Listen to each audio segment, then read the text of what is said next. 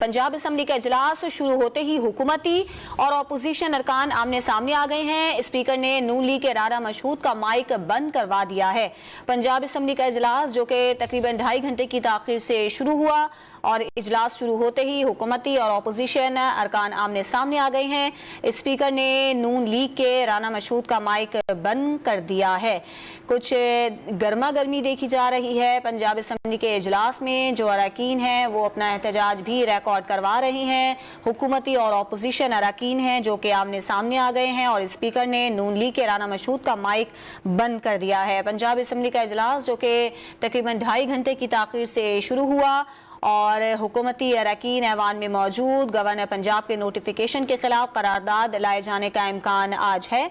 Punjab assembly के इजलास से कबल काफ लीग और PTI के पार्लिमानी पार्टी के इजलास में अरकान ने इमरान खान और वज़ीर आला पंजाब पर इजहार एतमाद भी किया था और डी नोटिफाई करने के इकदाम को गैर आइनी भी करार दिया था।